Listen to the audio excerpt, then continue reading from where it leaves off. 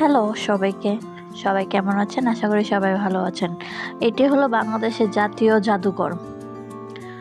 ভিডিওটা অনেকদিন আগে নেওয়া, তাই ভেবে নিলাম এখন এডিট করে শেয়ার করি।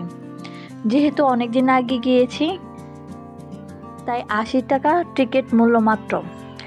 আর জাদুঘরে দেখার মতো অনেক সুন্দর সুন্দর জিনিস আছে। আর আমি প্রথম ছোটোবেলায় কি মনে করতাম, জাদুঘরে হয়তো জাদু মানুষ দেখায়, এরকম জিনিস বড় বড় জাদুকররা দেখায়। কিন্তু এখানে বড় হয়ে গেছি, তাই বুঝতে পারি যে জাদুঘর জিনিসটা কি। সামনে ঢুকতে ঢুকতে আমাদের বাংলাদেশের জাতীয় ইলিশ মাছ আছে পিকচার করা। আর এখানে কিন্তু ভিতরে গিয়ে কোনো পিকচার বা ভিডিও তোলা নিষেধ। তারপরও কিছু কিছু মানুষ তাদেরকে যারা গাইড থাকে তাদেরকে লুকিয়ে ছবি তোলা বা পিকচার করা যায়, কিন্তু তারা প্রায় নিষেধ করে যে ভিডিও করা যাবে না, ছবি তোলা যাবে না। আসলে কেউ কে থাকতে পারি ডিজিটাল টুকে ভিডিও না করে। তো আমিও কিছু কিছু ক্লিপ নিয়ে নিলাম। আর খুবই সুন্দর সুন্দর জিনিস এখানে ধারণ করা আছে। প্রাচীন যুগে যে জিনিসগুলো আমরা দেখিনি, ওইখানে গেলে আমরা হয়তো দেখতে পারি সুন্দর সুন্দর পাথর, অনেক সুন্দর সুন্দর জিনিস, যা হয়তো দেখলে মনোমুগ্ধ করার মতো। সুন্দর সুন্দর পাখি, বন জঙ্গলের যে পাখিগুলো সব পাথরে, চড়ুই পাখি, কোয়েল পাখি, কোনো পাখির কোনো মিসিং নাই, সব পাখি আছে ওই জায়গায়। সব গ্লাসের ভিতরে তারা সুন্দর করে রেখে দিচ্ছে আর কি। তারপর উট পাখি, আমরা সব পাখির নাম হয়তো জানি না, কিন্তু তারা সব কিছুই রাখছে। আর এটা হলো গ্লাসের ভিতরে তারা সব কিছু সাজায় রাখছে। বানর, বনের ভিতরে বানর, তারপর পিঁপড়ে, সব কিছু, ইঁদুর, সব কিছুই তারা গ্লাসের ভিতরে সুন্দর করে ধারণ করে রাখছে, যারা দর্শনার্থীরা দেখে যেন মুগ্ধ হয়। বাঁশঝাড়, জঙ্গল, সব কিছুই ক্যামেরার গ্লাসের ভিতরে বন্দি করে রাখছে। আর এগুলো হলো প্রাচীনকালের মানুষরা এগুলো ছিকা নাকি কি বলে জানি না আমি সঠিক, পাট দিয়ে বানায়, এগুলো তারা রাখছে। প্রাচীন আমলে যা যা জিনিস ব্যবহার করা হতো তারা সবই তুলে ধরছে, যে এখন ডিজিটাল মানুষের গিয়ে যেন তারা দেখতে পারে, সৌন্দর্যটা উপভোগ করতে পারে।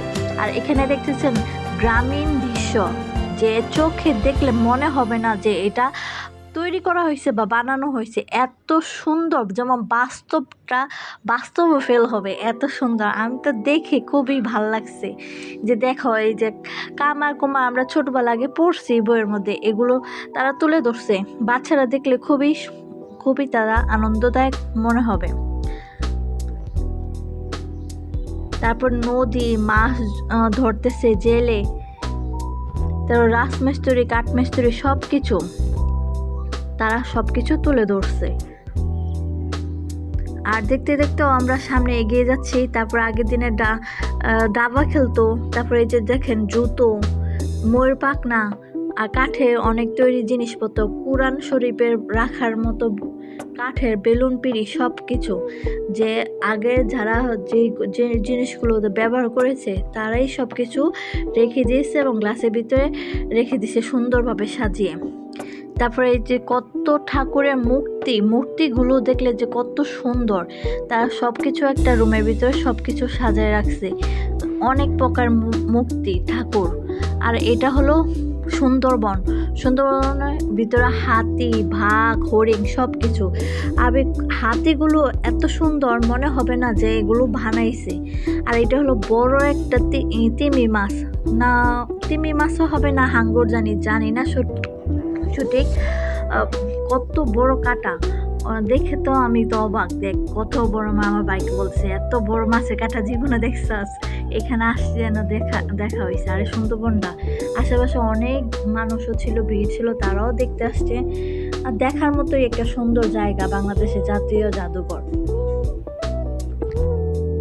আমি মনে করি সব ছোট ছোট বাচ্চাদের বাংলাদেশের জাতীয় জাদুঘরটা দেখিয়ে নেওয়া উচিত। ভিডিওটা এ পর্যন্তই। সবাই ভালো লাগলে লাইক, কমেন্ট, শেয়ার করতে ভুলবেন না। Tata, bye bye.